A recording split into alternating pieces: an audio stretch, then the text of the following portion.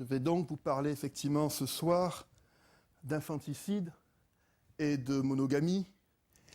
Et pour répondre à la question qui est posée dans le titre, en fait, je vais essayer de m'intéresser aux relations qui peuvent exister justement entre les sociétés animales, que vous avez abordées au cours des différents séminaires sous différents aspects, avec un comportement particulier qui est l'infanticide. On voit ici un mâle langur, un singe d'Asie qui poursuit une femelle avec son jeune, au seul dessein de tuer ce jeune. La monogamie qui, par contraste, nous donne l'impression d'un comportement, une suite de comportements harmonieux entre deux partenaires. Et je vais m'intéresser aux liens qui existent entre ce comportement, cette stratégie de reproduction et les sociétés animales. Et pour ce faire, je vais utiliser mes connaissances en écologie comportementale, qui est une discipline relativement récente dans l'Hexagone, et notamment une notion particulière qui est dérivée de l'écologie comportementale, qu'on appelle les régimes d'appariement, en anglais mating system. De quoi s'agit-il ? Il s'agit principalement de décrire la manière dont les espèces s'organisent socialement pour se reproduire, notamment à partir du mode d'accès aux partenaires reproducteurs, du nombre de partenaires sexuels qu'on peut avoir au cours d'une même saison de reproduction, de la durée des liens entre les partenaires, est-ce qu'ils restent très longtemps ensemble ou est-ce que leur relation est purement éphémère, et de l'implication relative des deux sexes dans les soins aux jeunes. Bien sûr, je ne vais pas développer ça de manière académique, mais je vais essayer de vous donner quelques exemples, une vision globale à partir de laquelle on puisse développer ou détacher une logique. Vous connaissez tous ces différents régimes d'appariement, on en parle très souvent, et les 4 grands régimes qu'on reconnaît sont la promiscuité, la polygynie, la polyandrie et la monogamie. Mais de ces 4 régimes, il est clair que dans la nature, celui qui domine très largement est la polygynie. Et on peut se demander pourquoi la polygynie occupe une place aussi importante dans la nature. Et c'est en utilisant la logique de l'écologie comportementale que je vais essayer de répondre à cette question. Alors, dans mon exposé, après cette courte introduction, je vais d'abord vous parler des régimes d'appariement en relation avec un processus particulier qu'on appelle processus de sélection sexuelle, qui a un lien direct avec la sélection naturelle dont on vous a déjà parlé ici, notamment Serge Aron et Lucana Giraldo. Je vais ensuite parler de la diversité et de l'évolution de ces différents régimes d'appariement. Et puis, vers la fin, je vais m'intéresser à un cas plus particulier, celui de la monogamie chez les oiseaux, et vous montrer qu'au désespoir de certains, même les oiseaux sont volages. Alors, si on veut d'abord aborder la relation entre régime d'appariement et sélection sexuelle, eh bien, il faut retourner à notre bon Charles Darwin, qui est un peu le grand-père bienfaisant des écologistes du comportement.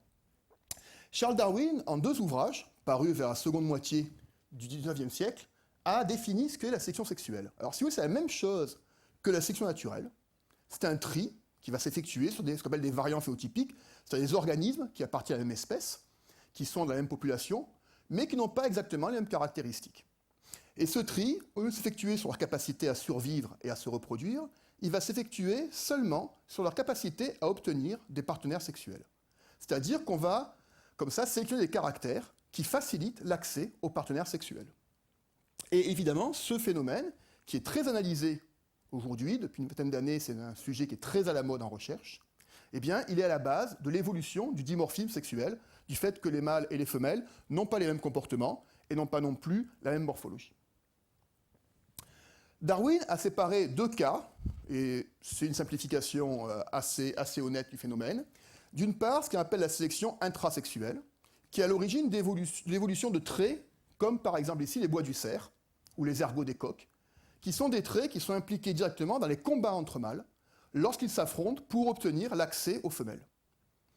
L'autre type de trait qu'on connaît, ce sont les ornements des mâles, comme la queue du paon, qui est sélectionné par sélection intersexuelle, où c'est la femelle qui choisit différents mâles, les femelles préférant généralement les mâles les plus ornementés, ceux qui ont les plus belles couleurs, ceux qui ont les ornements de plus grande taille.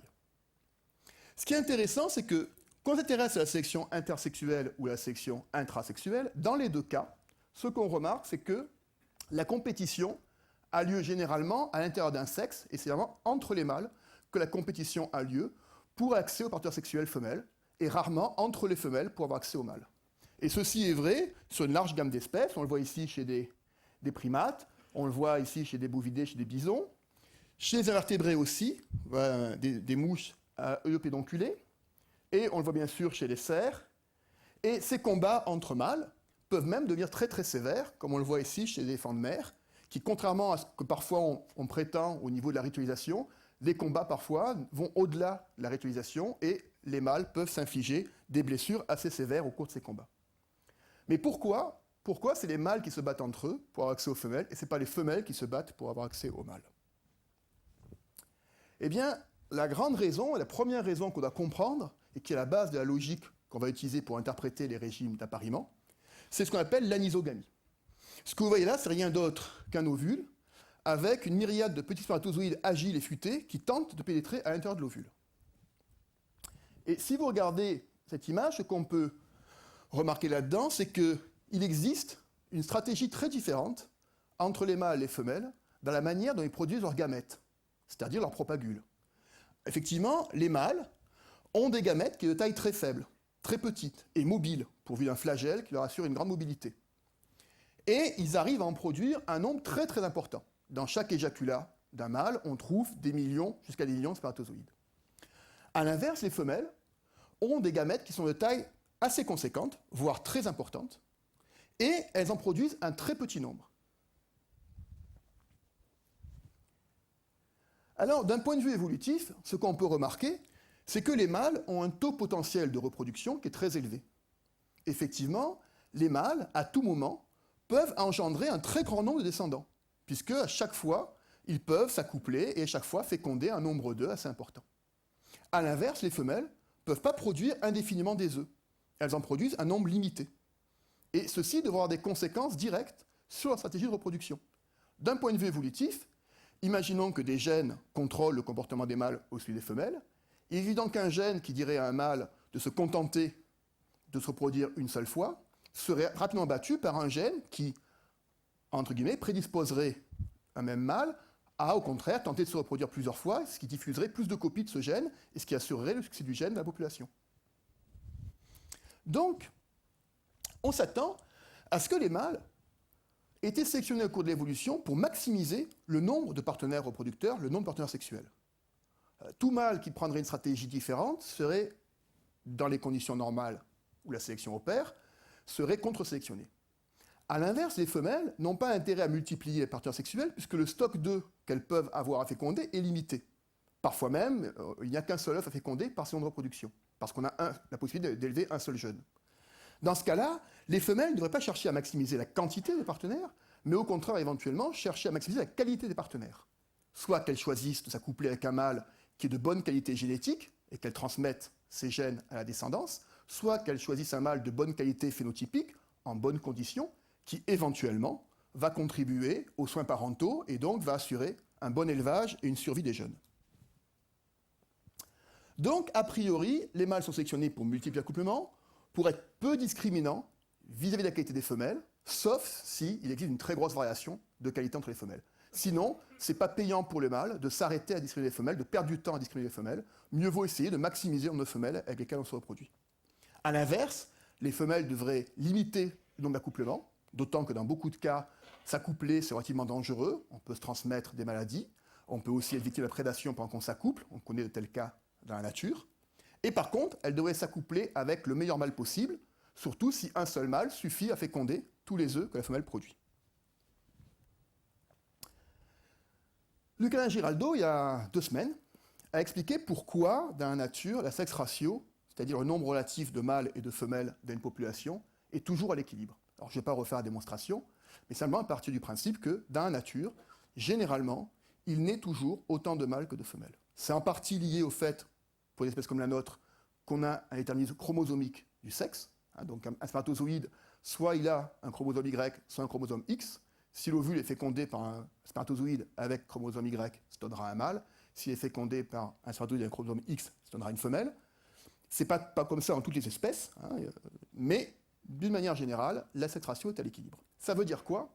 Ça veut dire que dès qu'un mâle féconde plus d'une femelle, si un mâle parvient à féconder plus d'une femelle, il y aura forcément un mâle ou plusieurs qui n'en féconderont aucune. Donc il y a une très grosse compétition entre les mâles, a priori beaucoup plus grande que la compétition qui peut exister entre les femelles. Alors, les écologistes du comportement voient l'évolution des stratégies de reproduction des mâles et des femelles de la manière suivante. Les femelles, elles ont à se soucier de leur survie et de la survie de leurs jeunes et de l'élevage des jeunes. Donc, ce qui va définir l'organisation sociale des femelles, c'est la manière dont les ressources essentielles sont distribuées dans l'environnement. C'est-à-dire que si les ressources, par exemple, sont regroupées en une zone qu'on peut défendre, peut-être qu'une femelle va essayer de s'approprier un territoire à elle toute seule. Si au contraire, les ressources sont plus éphémères, moins prévisibles, peut-être que les femelles vont être vagabondes. Si la prédation est un gros danger, peut-être que les femelles vont se grouper entre elles.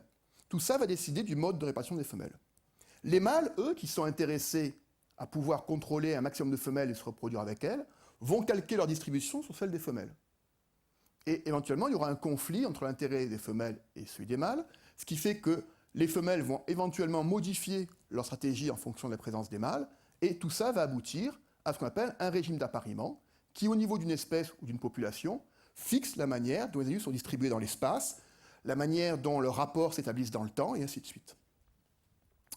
Ce qui limite le potentiel de polygynie des mâles, c'est leur capacité à monopoliser les ressources qui intéressent les femelles, ou, à défaut, à monopoliser directement les femelles. Alors, je vais vous montrer un exemple pour aller plus loin, et puis pour parler un peu de mes travaux aussi, de lien entre justement ce phénomène de sélection sexuelle et les régimes d'appariement. Et pour ça, je vais illustrer ce propos par un petit organisme auquel personne ne prête beaucoup d'attention. C'est un petit crustacé qui mesure entre 1 et 2 cm, qui s'appelle Gammarus pulex. Vous le trouvez dans beaucoup de rivières en France, dans des rivières plutôt propres. Et ce petit crustacé obéit à la même physiologie, enfin la même pression physiologique que les autres crustacés. Il doit muer régulièrement. Donc ce crustacé-là, dans une eau à température environ 20 degrés, il va muer environ tous les mois ou tous les 25 jours. Et fait particulier, les femelles ne peuvent être fécondées qu'au moment où elles muent. Au moment où elles perdent leur carapace, leur cuticule, elles vont pouvoir être fécondées par les mâles. Et elles sont réceptives qu'au moment où elles muent. A l'inverse, les mâles peuvent se reproduire tout le temps, sauf au moment où ils muent. Et la mue ne dure que quelques heures.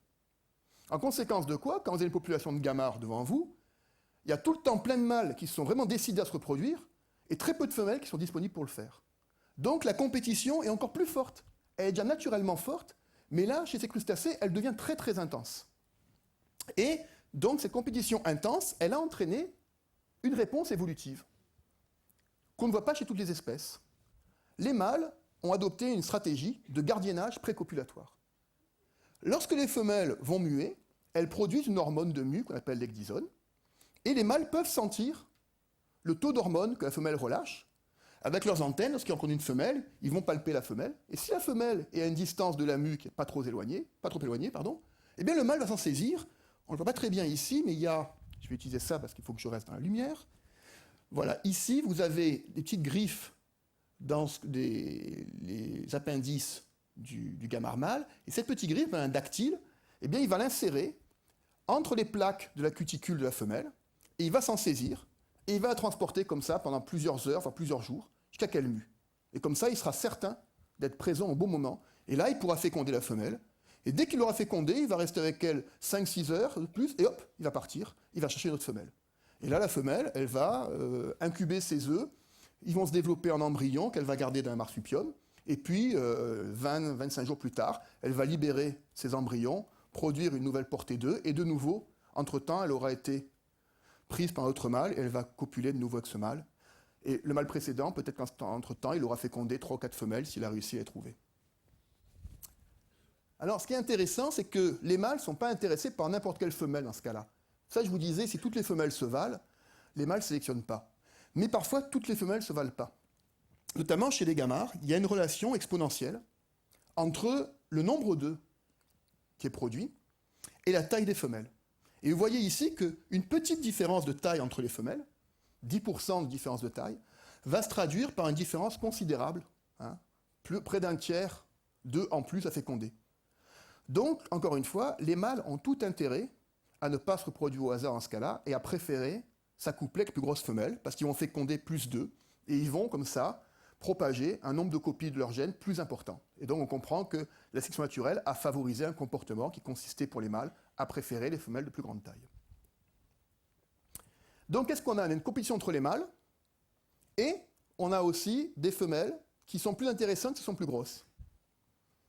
Résultat, c'est les plus grands mâles qui gagnent la compétition.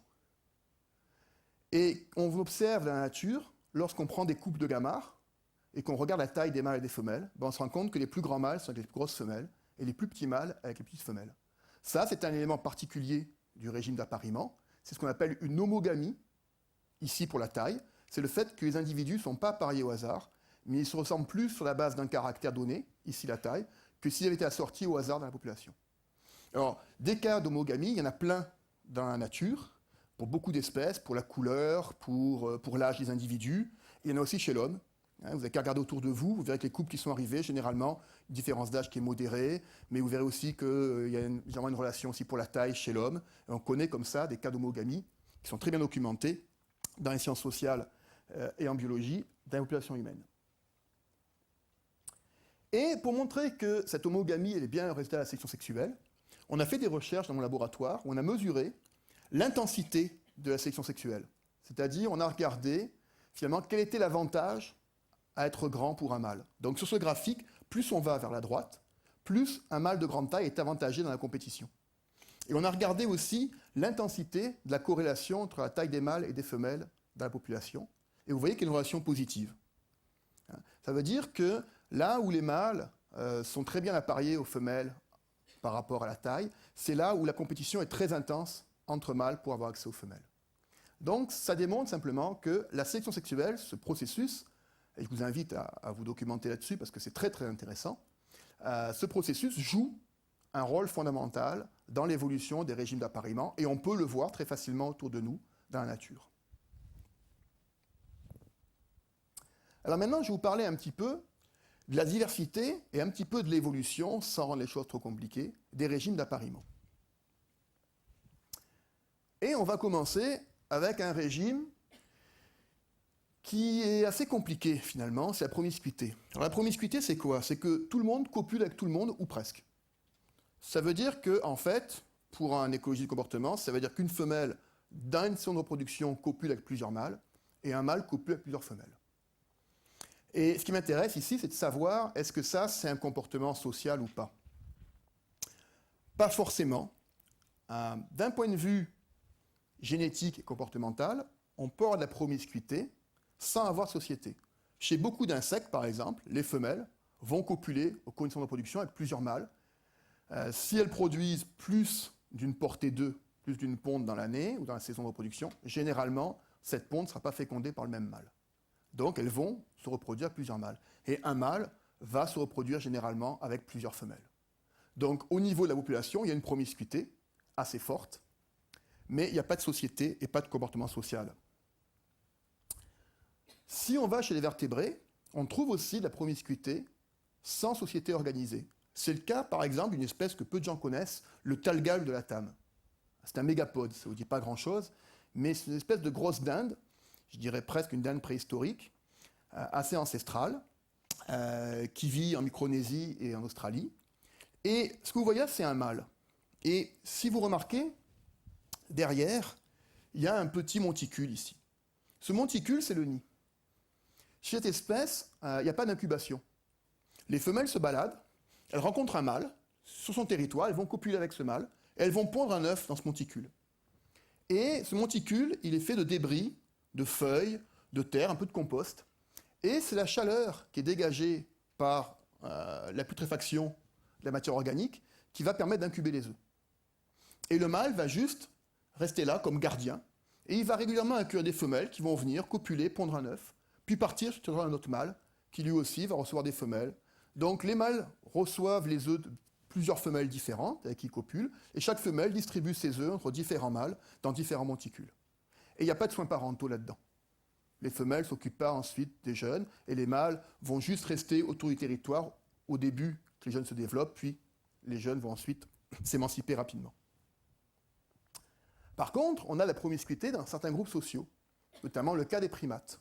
Alors, je n'ai pas essayé d'être exhaustif ce soir parce que je n'ai pas beaucoup de temps, mais par exemple, chez les macaques japonais, qui sont assez célèbres, on a de la promiscuité, c'est-à-dire qu'on est dans une société organisée, avec des groupes multimâles, multifemelles, Et évidemment, il ne faut pas croire, comme certains auteurs l'avaient même espéré au XIXe siècle, que tout le monde copule avec tout le monde. Il y a des gens qui pensaient que chez les primates, comme c'était l'origine de l'homme, au départ, on était dans une situation où tout le monde copulait avec tout le monde. Alors on ne sait pas si c'était des gens qui étaient très frustrés qui pensaient ça, mais en tout cas, ce n'est pas le cas. Même dans la nature, généralement, il y a des liens privilégiés. Il y a toujours des mâles qui jouissent de plus de faveur des femelles. Il y a même des liens particuliers au sein des groupes qui peuvent s'établir entre individus. Mais d'une manière générale, les mâles tendent à copuler ou à chercher à copuler avec plusieurs femelles, et les femelles cherchent à copuler avec plusieurs mâles. Et chez les primates, bien sûr, tout le monde sait que l'exemple presque caricatural qu'on a montré de promiscuité sexuelle ces dernières années, c'est le bonobo, parce qu'il a une sexualité particulièrement débridée, aussi bien d'ailleurs hétérosexuelle que homosexuelle, et donc c'est aussi un très bon représentant de la promiscuité sexuelle, d'un régime de promiscuité au sein d'une société animale.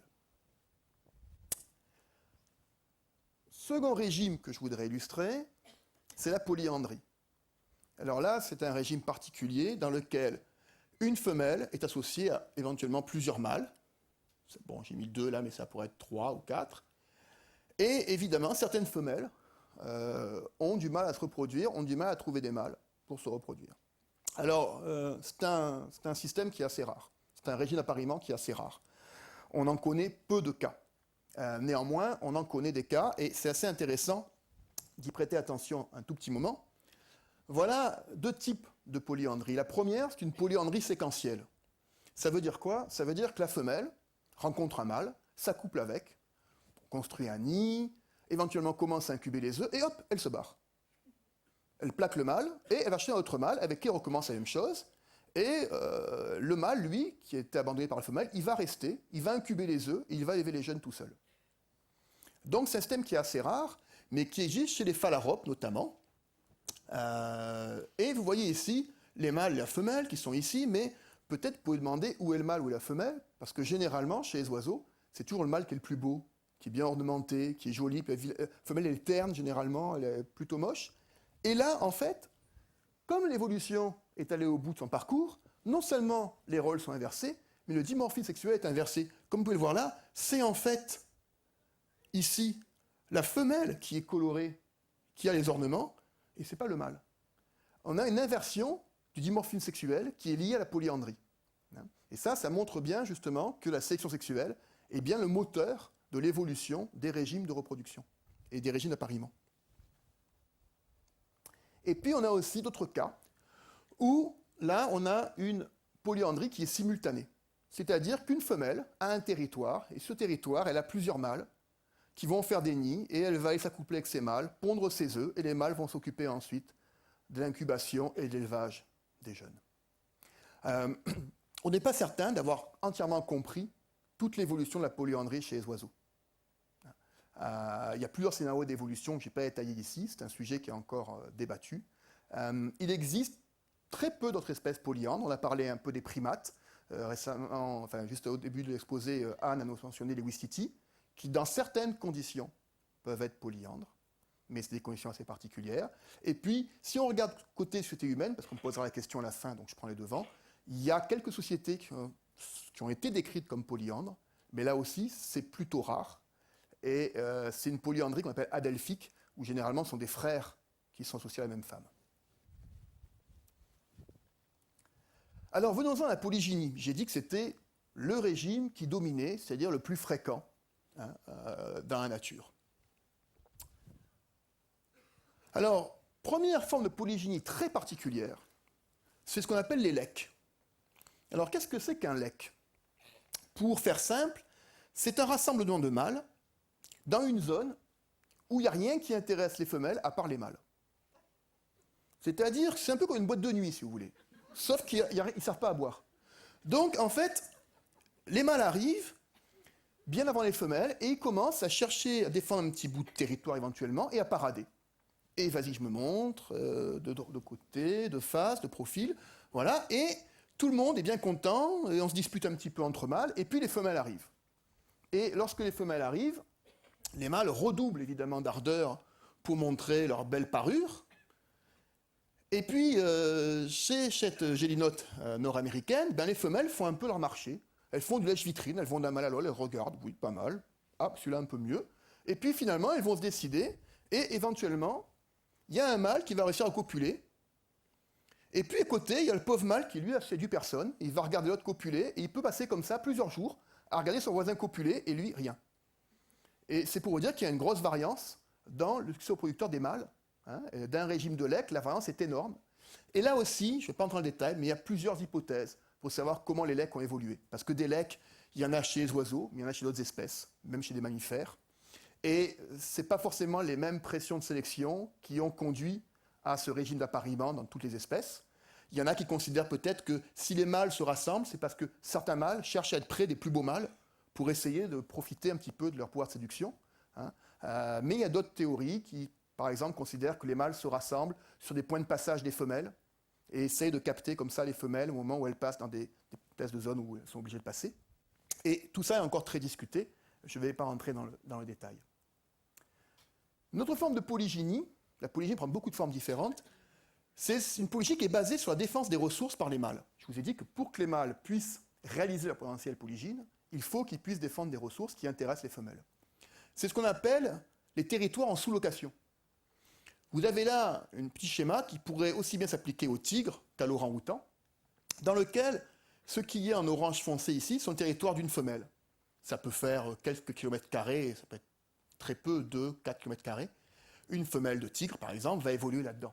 Et elle va évidemment interférer avec sa voisine et elle va essayer de limiter une portion qui lui est exclusive, qui sera son territoire. Et chaque femelle défend un territoire qui lui permet de s'alimenter. Ce sont des fauves, ils ont besoin d'un territoire assez grand pour se nourrir, hein, ils chassent des proies mobiles. Quand elle se reproduit, la femelle va assurer seule l'élevage des jeunes. Ces jeunes auront besoin aussi d'apprendre à chasser sur un territoire. Et le territoire du mâle, lui, il est assez grand pour recouvrir le territoire de plusieurs femelles. Et donc là aussi, il y a autant de mâles que de femelles à la population, mais il y a des mâles qui n'arrivent pas à obtenir, à défendre un territoire assez grand pour pouvoir recouvrir celui de plusieurs femelles. Alors dans ce cas-là, il n'y a pas vraiment de société, parce que l'association mâle-femelle est de très brève durée. Elle est quasiment limitée aux copulations. Lorsqu'une femelle tigre est en chaleur, elle va commencer à rugir, à feuler, et le mâle, qui peut l'entendre de très loin, hop, va bouger, venir sur le territoire, passer 3-4 jours avec la femelle, copuler avec la femelle, puis va partir. Dans certains cas, il ne verra jamais ses jeunes. Et ensuite, les jeunes vont rester autour de la mère un certain temps, puis disperser. Donc là, on n'a pas de comportement social, et il n'y a pas de soins paternels. Les mâles ne s'occupent jamais de leur progéniture. On peut avoir les deux. Une polygynie qui est basée à la fois sur le fait qu'on défend des ressources et on défend des femelles. C'est le cas des éléphants de mer. Les éléphants de mer sont connus parce qu'il y a des combats, j'ai montré tout à l'heure, qui peuvent être très sévères entre les mâles, qui peuvent se blesser férocement. Et la polygynie est facilitée chez l'éléphant de mer du fait que les colonies qu'on voit ici de reproduction sont souvent sur des sites peu accessibles parce que les femelles ont à redouter des prédateurs terrestres qui pourraient revenir attaquer les jeunes éventuellement, ou des prédateurs marins, si bien qu'il faut des hauts fonds, on le voit un petit peu ici, à la bord de la colonie, de manière à empêcher les orques, par exemple, ou principalement les orques, de venir se nourrir des petits ou attaquer les femelles même. Et donc ces zones-là, elles sont relativement rares. Donc c'est assez facile pour les mâles de les défendre, pour un mâle défendre cette plage, et une fois qu'il aura défendu cette plage, il va aussi s'approprier les femelles qui vont choisir cette plage pour se reproduire, parce qu'il y a très peu d'endroits propices à la reproduction. Très peu d'endroits qui offrent assez de sécurité pour pouvoir se reproduire. Et donc, on voit ici les femelles et des jeunes qui sont sur la plage, et les mâles, en début de saison, vont se combattre pour s'approprier une plage entière ou une portion de plage, et ils vont défendre comme ça leur harem. Et on voit aussi qu'il y a une évolution, une dimorphisme sexuelle très forte.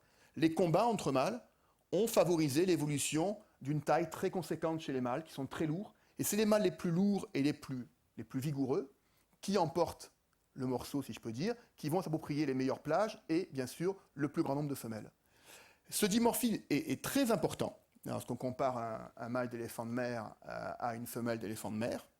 Mais il faut savoir que pour atteindre cette taille, les mâles doivent être assez âgés et finalement, la carrière reproductrice d'un mâle est relativement éphémère. C'est-à-dire qu'un mâle ne pourra dominer une plage et un harem que dans une partie relativement limitée de sa vie, alors que les femelles, elles, pourront se reproduire toute leur vie, ou presque, pendant une période de temps assez longue. Alors, on a aussi une polygynie qui peut être basée sur la mobilisation des femelles elles-mêmes. On peut monopoliser les femelles, notamment lorsque les femelles ne restent pas à un féodé, à un territoire. Et c'est le cas de beaucoup de mammifères qui se nourrissent herbivores, pour lesquels il n'est pas possible de rester sur place, même sur un territoire de bonne taille, parce que rapidement on aurait épuisé les réserves. Et donc on est contraint toujours un petit peu à vagabonder de pâturage en pâturage. Et dans ce cas-là, la meilleure stratégie pour les mâles, c'est d'essayer de contrôler un troupeau de femelles, de rester toujours aux côtés du troupeau de femelles et d'empêcher les autres mâles d'avoir accès à ce troupeau de femelles. Ce qui entraîne bien sûr très souvent des combats entre mâles.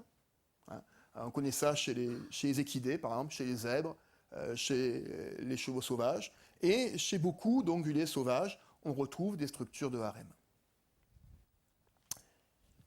C'est notamment le cas, pardon,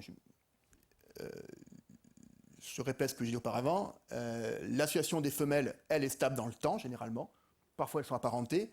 Par contre, les mâles ne gardent la mainmise sur le harem que pendant une durée de temps qui est assez éphémère. C'est généralement un mâle qui contrôle le harem ou éventuellement une coalition de mâles qui souvent sont apparentés. Et c'est notamment le cas chez les lions. Alors chez les lions, la situation est très particulière. Les femelles sont organisées en bandes. On en a parlé il y a 15 jours avec le canard Giraldo. Elles chassent ensemble. C'est elles qui font une grosse partie du travail en termes d'approvisionnement de la bande et des jeunes. Et ces femelles sont souvent apparentées entre elles. Et chez les lions, il y a quelque chose de particulier, c'est que tant que la femelle a un jeune, enfin c'est comme à d'autres espèces, tant que la femelle a un jeune, notamment qu'elle allait ce jeune, elle ne peut plus être en œstrus. Donc elle ne peut pas se reproduire. Donc à un moment donné, il y a un lion qui domine la bande, il s'est accouplé avec les femelles ont produit des jeunes, ces jeunes sont en train d'être élevés, et évidemment, si un autre lion arrive à ce moment-là, prend le contrôle de la bande, il va trouver ces femelles qui sont déjà soit gestantes, soit allaitantes, et qui ne sont pas en l'état de se reproduire.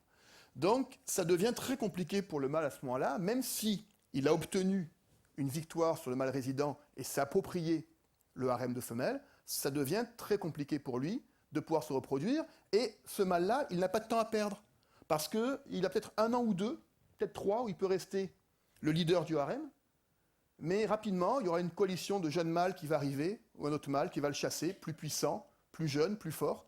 Et donc, ce lion-là, il a une petite fenêtre, un petit horizon temporel pour se reproduire pendant sa vie, et peut-être qu'il n'aura pas l'occasion de le faire 2 fois. Donc, il est très pressé de se reproduire. Et dans ce cas-là, évidemment, le lion, qui a une seule obsession, c'est se reproduire, commence à avoir un regard très courroucé sur les jeunes qui sont le seul horizon de son échec à se reproduire. Et évidemment, dans une telle situation, tout comportement qui permet au lion de lever cet obstacle va être sélectionné au cours de l'évolution. Et la réponse, on la connaît, elle est très simple. La réponse, c'est l'infanticide. Lorsque les lions prennent le contrôle d'une bande de lionnes où il y a des jeunes, et souvent d'ailleurs des jeunes mâles, les lions vont les pourchasser et ils vont les tuer. Et c'est pas très grave. Parce que les lionnes, au bout de 15 jours, au début, elles sont un peu perdues, elles vont même essayer de défendre, très souvent, parfois elles font des coalitions, et elles essayent, et parfois elles réussissent à défendre leurs jeunes contre les assauts d'un mâle. Mais lorsque souvent c'est une coalition de mâles qui est arrivée, les femelles ne peuvent pas faire grand-chose. Donc elles vont effectivement perdre leurs jeunes, mais au bout de 15 jours, elles vont retomber en œstrus, elles vont de nouveau être fécondées, et elles vont produire de nouveau des jeunes. Voilà. Et évidemment, cette stratégie, elle est à l'avantage du lion, pas à l'avantage des femelles.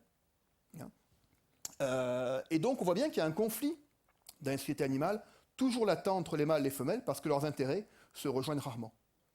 Donc là, c'est un petit peu sévère, et ça paraît violent, mais c'est un comportement, entre guillemets, qui est rationnel. Si on accepte que la logique de l'évolution, c'est que pour qu'un comportement qui est codé en partie par des gènes puisse passer d'une génération à l'autre, il faut que ce comportement soit efficace pour propager ces mêmes gènes.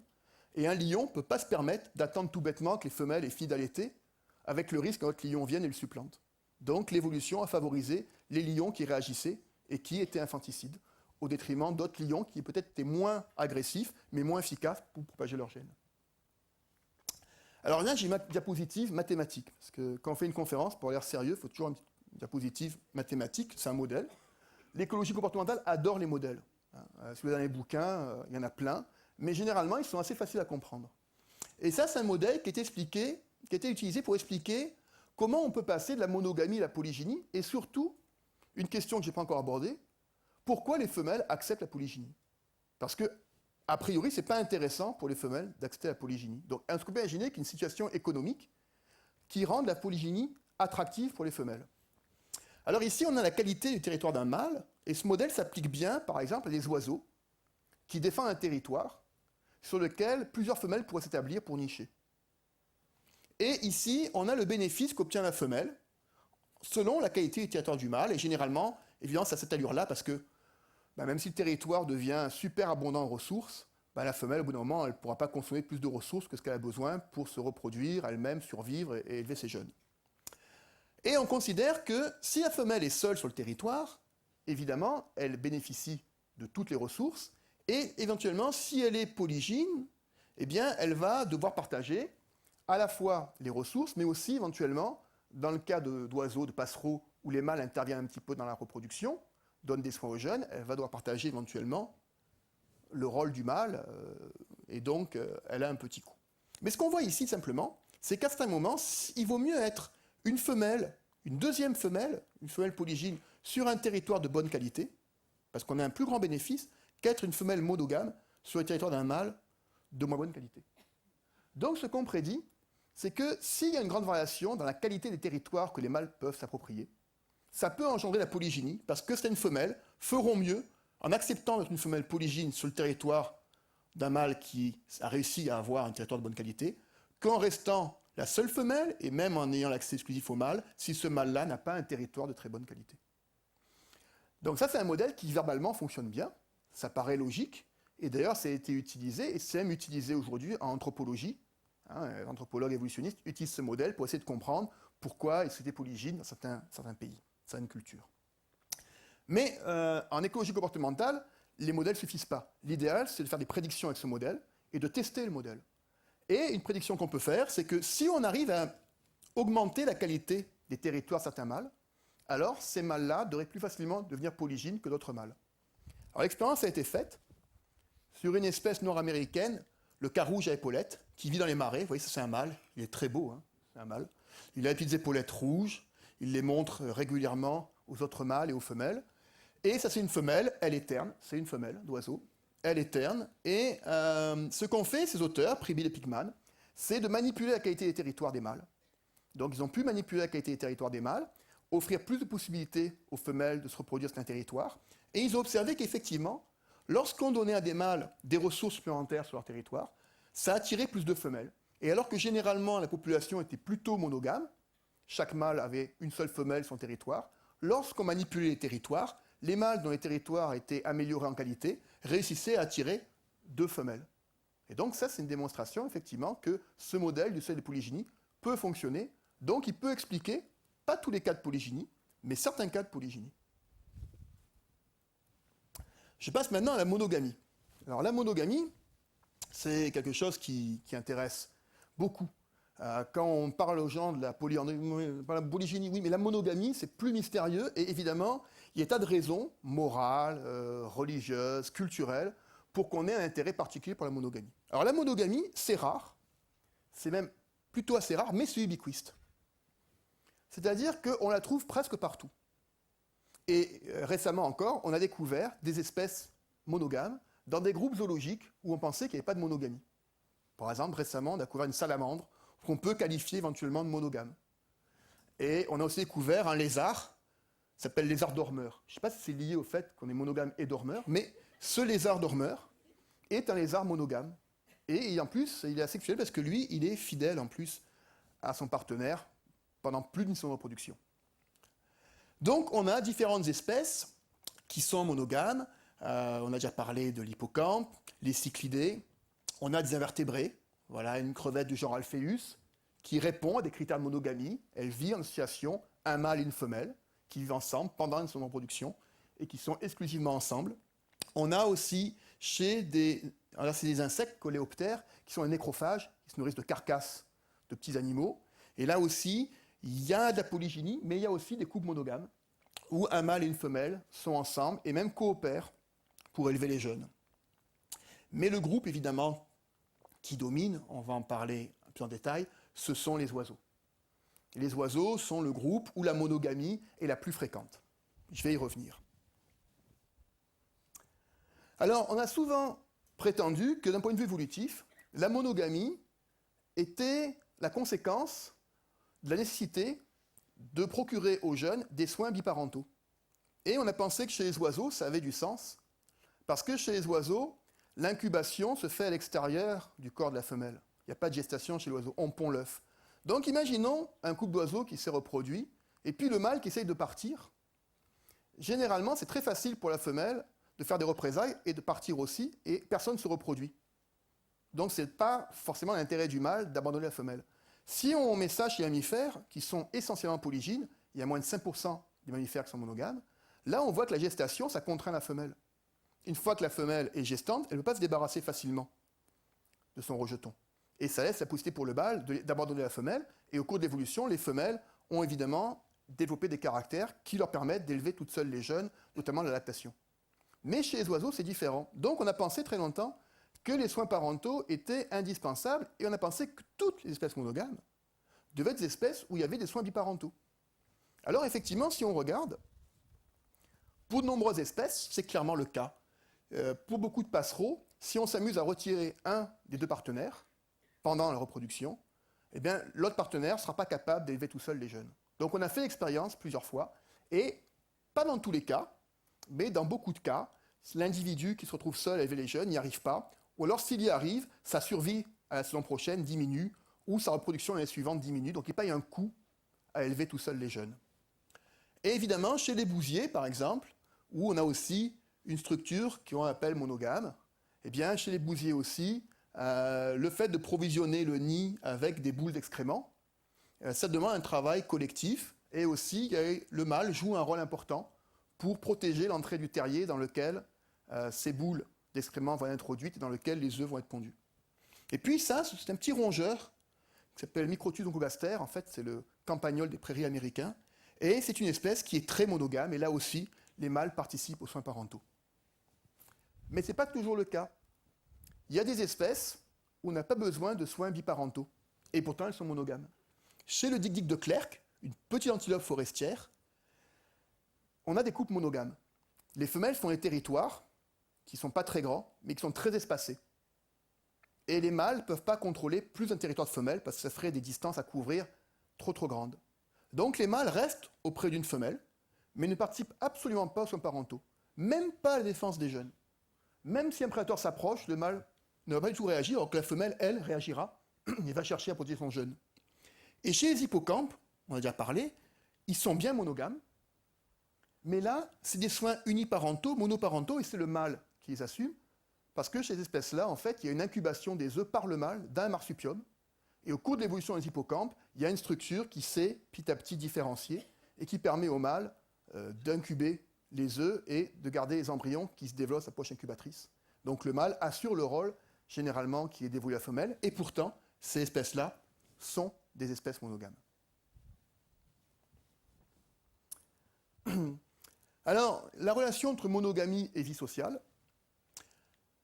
bien sûr, on a chez les oiseaux beaucoup d'espèces coloniales qui sont monogames. C'est le cas des manchots.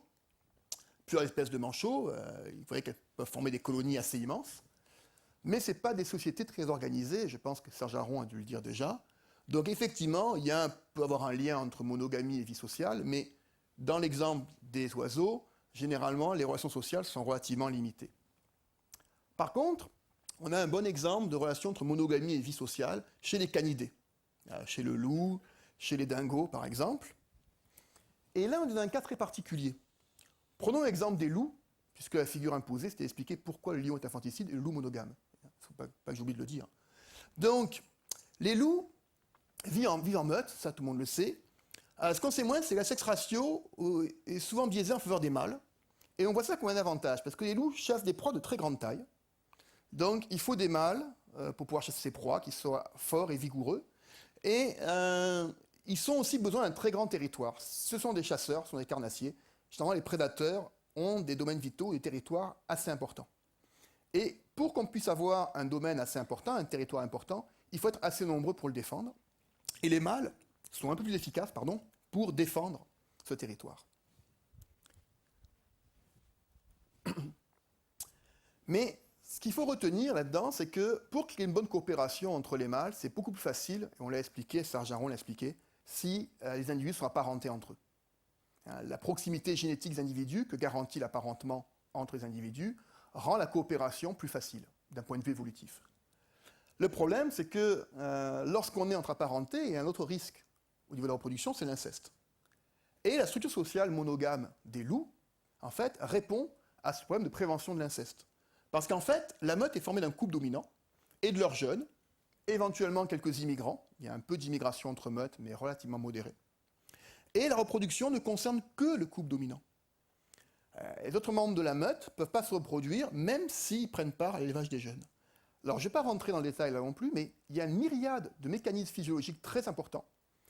La femelle dominante, a une période qu'on appelle de proœstrus, très longue, qui précède l'œstrus, pendant laquelle le mâle est capable d'identifier le fait que la femelle est au bord de l'œstrus. Son œstrus dure 6 jours, elle n'en a qu'un par an, et le mâle dominant va copuler abondamment avec la femelle, et empêcher les autres mâles de se reproduire et s'approcher de la femelle. Et les autres femelles vont rester dans un état qu'on appelle de diœstrus, qui va les mettre dans un état où elles vont pouvoir, par exemple, allaiter et s'occuper de la progéniture de la femelle dominante, qui souvent est leur sœur ou leur mère. Donc l'évolution a contribué à faire apparaître des mécanismes physiologiques très complexes qui assurent un équilibre entre un régime monogame, une vie en meute avec des apparentés et l'incité d'éviter l'inceste. Et d'ailleurs, ce qui est très intéressant, c'est que les femelles cherchent évidemment à s'accoupler avec le mâle dominant, et de temps en temps, les femelles vont chercher des copulations en dehors de la meute. Parce que si une femelle de la meute cherche à se reproduire dans la meute, très souvent, elle va se reproduire avec son frère, ce qui, point de vue de la prévention de l'inceste, n'est pas très bon. Et lorsque les femelles vont chercher des copulations à l'extérieur de la meute, là, elles deviennent complètement indifférentes au statut social du mâle. Et très souvent, d'ailleurs, les mâles qui sont dans une meute et qui sont dominés vont avoir, comme seule possibilité de se reproduire, la chance de rencontrer une femelle d'une autre meute qui, elle, ne sera pas très regardante et va accepter de copuler avec un mâle d'une autre meute parce que ce mâle-là, il n'est pas apparenté. Mais de manière générale, le régime reste très largement monogame. Alors j'en viens maintenant vers la fin de mon exposé. Je travaille sur les crustacés, mais je travaille aussi sur les oiseaux. Parce que je travaille sur l'évolution de la monogamie et que les oiseaux sont très largement monogames. Alors quand on parle d'évolution, très souvent, si on est britannique, on met en avant Darwin. Parce que Darwin, il a quasiment tout fait. Et puis les Français, qui sont très vexés, ils mettent en avant Lamarck. Mais en Bourgogne, pas à Boulogne, mais en Bourgogne, on aime bien mettre Buffon.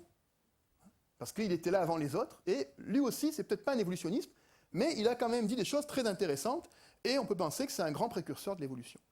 Et notamment, il a écrit un ouvrage qui était un best-seller à son époque, qui est Histoire naturelle, 35 volumes, c'est quand même pas mal, et ça s'est très bien vendu à l'époque.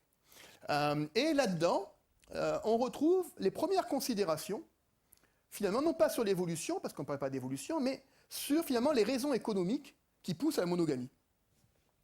Et Buffon était aussi un philosophe. Et son Histoire naturelle, c'est une histoire naturelle qui rencontre des mœurs des animaux, mais qui essaie d'envoyer un message aux hommes. Et là-dessus, si on regarde un extrait que je vais lire avec vous, Buffon, et on voit bien qu'il est très impressionné par les oiseaux. Il dit « Les oiseaux sont forcés, pour déposer leurs œufs, de construire un nid que la femelle commence par nécessité, et auquel le mâle amoureux travaille par complaisance. S'occupant ensemble de cet ouvrage, prennent de l'attachement l'un pour l'autre. Les soins multipliés, les secours mutuels, les inquiétudes communes fortifient ce sentiment qui augmente encore et qui devient plus durable par une féconde nécessité. » Admirez le style. Je vous rappelle que le premier discours de Buffon à l'Académie des sciences, c'était un discours sur le style. Et il poursuit « Les oiseaux nous représentent donc tout ce qui se passe d'un ménage honnête. De l'amour suit un attachement sans partage, et qui ne se répand ensuite que sur la famille. Tout cela tient, comme l'on voit, à la nécessité de s'occuper ensemble de soins indispensables et de travaux communs. » Il va même plus loin.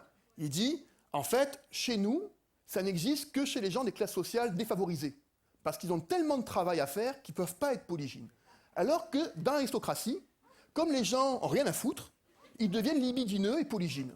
Et il dit la preuve, c'est que chez les animaux, c'est pareil. Dans la basse-cour, comme on file à bouffer aux bêtes, les coqs et les pans deviennent polygynes. Par perversion, parce qu'ils n'ont plus rien à faire. S'ils devaient trouver leur pitance, s'occuper de leur famille, ils seraient monogames. Hein? Mais est-ce que la monogamie est vraiment triomphante chez les oiseaux? À un premier coup d'œil, oui. David Lack, qui était ornithologue, peut-être le plus célèbre ornithologue, qui était à Oxford, il avait évalué qu'environ 92-95% des espèces d'oiseaux sont monogames. Alors c'est vrai, les pigargues sont monogames, les grues, les magnifiques flamants roses que j'ai étudiés pendant un certain temps en Camargue, les fous, les mandarins que j'étudie maintenant dans mon laboratoire à Dijon, ils sont tous monogames. Mais, au bout d'un moment, les gens se sont dit, mais la monogamie c'est quoi? C'est avoir un partenaire et puis se reproduire avec ce partenaire, de manière exclusive. Et cet exemple de la façon dont on conçoit la monogamie chez les oiseaux donne raison à Bachelard qui disait que la science a l'âge de ce de mesure. Au bout d'un moment, les gens face au comportement animal ne sont pas très riches. Je ferai une quête à la fin de la réunion, mais on a des laboratoires qui souvent ont un petit retard technologique par rapport à des laboratoires d'analyse médicale, par exemple, mais au bout d'un moment, on a réussi à avoir des techniques modernes, comme les techniques qu'on appelle d'empreintes d'ADN, qui sont maintenant déjà un peu dépassées. Mais dans les années 80, on a appliqué ces techniques d'empreintes d'ADN pour aller vérifier la paternité dans les nichés d'oiseaux, dits monogames. Et quelqu'un qui s'est dit, mais on va quand même vérifier si ce mâle-là, il nourrit bien ses jeunes, si par hasard, il ne nourrissait pas ceux du voisin. Et alors, horreur malheur, on s'est rendu compte qu'ils ne sont pas monogames. Mais alors, pas du tout.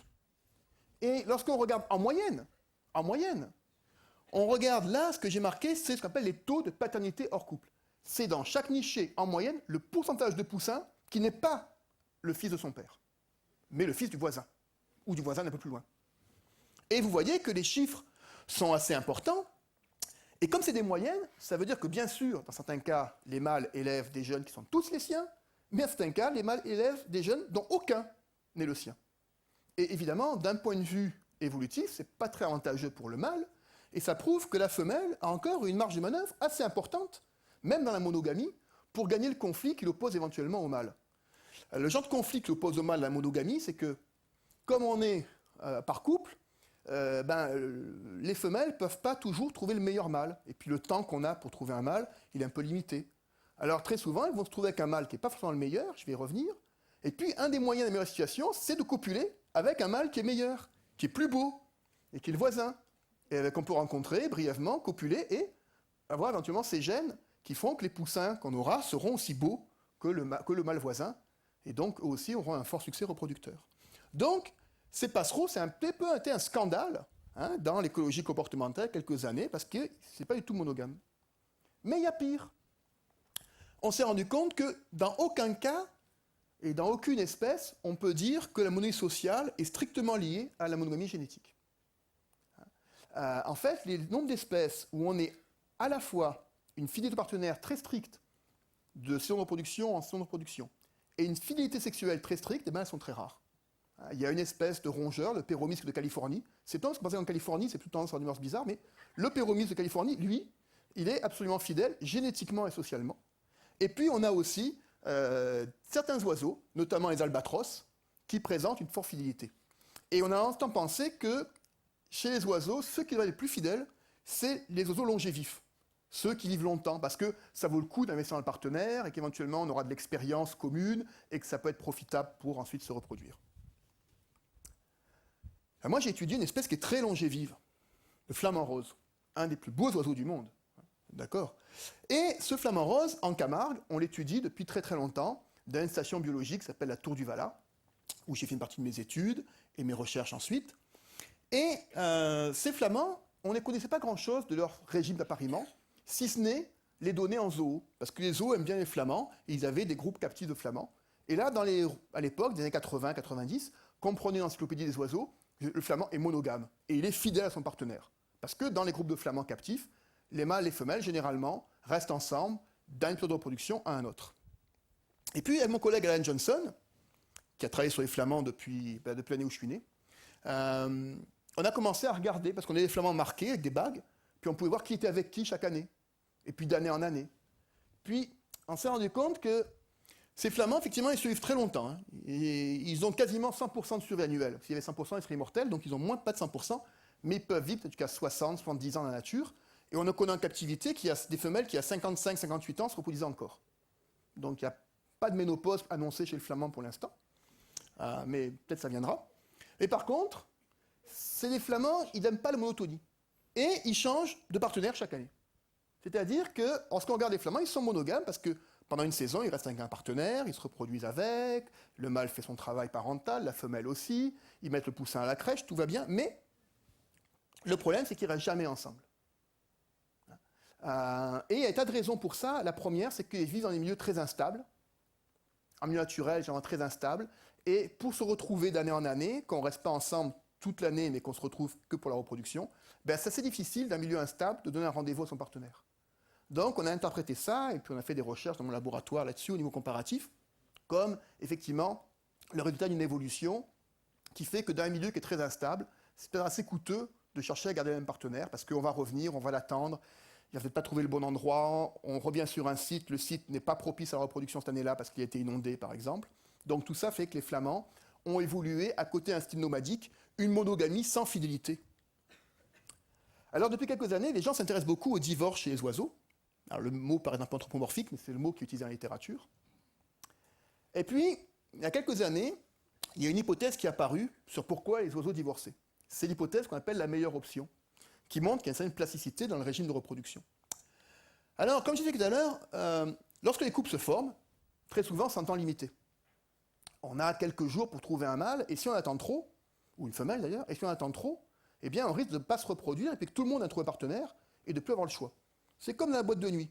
Quand vous rentrez à 9h30, 10h, vous êtes plein d'espoir, et au fur et à mesure que vous restez seul, votre niveau de sélectivité va descendre un petit peu. Tout le monde a connu ça, et ici, vous avez le cas d'un mâle qui est très content. La taille est proportionnelle à la qualité. Ce mâle-là, il est avec une femelle de très bonne qualité. C'est une bonne femelle qui va produire beaucoup d'œufs. Et elle n'est pas très contente parce qu'elle aurait pu trouver mieux. Mais dans le temps qui est imparti, elle n'a pas trouvé mieux. Et elle a des voisins qui, eux, sont un couple épanoui d'oiseaux qui sont en bonne condition, tous les deux, de bonne qualité, et vont se produire ensemble, donc on va avoir des petits de bonne qualité. Et là, accident de la nature, la femelle vient disparaître, le mâle devient très malheureux, et cette femelle-là est toujours malheureuse. Alors, elle a une opportunité, c'est de divorcer et d'aller rejoindre le mâle d'à côté, et là, elle va être très contente, et son mâle, lui, évidemment, va être la victime du divorce. Alors dans ce cas-là, c'est un modèle très particulier, parce qu'il y a plusieurs modèles sur le divorce. Celui-là, il considère qu'il y a un individu qui initie le divorce, celui qui a gagné quelque chose, et il y en a un qui reste la victime du divorce. Et je ne vais pas entrer dans le détail, mais on a beaucoup de données qui montrent qu'effectivement, chez beaucoup d'espèces, lorsqu'il y a un cas de divorce, il y en a un qui en tire un avantage, et un en fait qui a un coût, notamment le coût de ne pas se reproduire l'année suivante, ou de rester sans partenaire pendant assez de temps, ou trouver un partenaire de bonne qualité.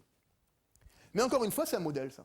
Et comme je vous l'ai dit tout à l'heure, ce qu'on veut faire en écologie comportementale, c'est des prédictions et des expériences.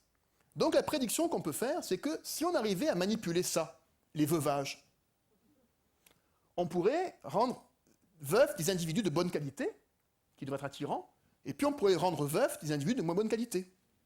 Et puis on devrait imaginer que ceux qui vont attirer les femelles et provoquer les divorces, c'est les mâles de bonne qualité. Alors c'est ce qu'ont fait des auteurs canadiens sur ce petit oiseau, la mésange à tête noire américaine. Cette espèce a un avantage particulier. Elle forme des bandes pendant l'hiver, des groupes sociaux, au sein desquels il y a une hiérarchie quasi linéaire.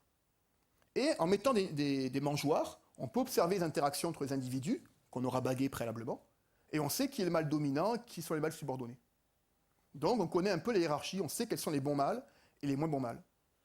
Et on sait que les femelles préfèrent les mâles dominants, mais encore une fois, comme il y a autant de mâles que de femelles dans la population, il y aura forcément des femelles, une fois que les mâles dominants sont déjà appariés, qui devront s'apparier des mâles qui sont subordonnés.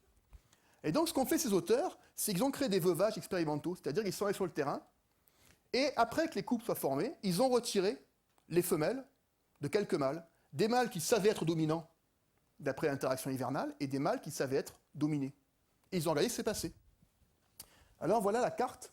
Ici, vous avez les territoires des mâles de rang social élevé, auxquels on a enlevé leurs femelles, et puis des mâles qui avaient un rang social faible, auxquels on a enlevé leurs femelles, et puis d'autres territoires d'individus intermédiaires. Et là, vous voyez ce qu'ont fait les femelles. Et vous voyez que ici, il y avait en tout 7, je compte bien, 7 territoires de mâles rang social élevé, et sur les 7 territoires, 6 ont attiré une femelle. Il y a 6 femelles qui ont quitté leur mâle pour rejoindre le mâle qui était devenu veuf, le mâle voisin. Et quand c'était un mâle qui avait un rang social faible, eh bien, il n'y en a qu'un sur 7 qui a réussi à attirer une femelle. Et ça, c'est statistiquement significatif. Et ça suggère que les femelles sont capables de faire des décisions qui sont conformes au modèle de la meilleure option. C'est-à-dire que cette monogamie, elle est assez plastique, assez flexible. Bien sûr, les femelles peuvent garder le même partenaire, mais elles peuvent éventuellement décider de changer de partenaire. Et je dis les femelles parce que la littérature tend à démontrer, mais ce n'est pas vrai dans tous les cas, qu'en cas de divorce chez les oiseaux, c'est souvent les femelles qui initient le divorce plus que les mâles.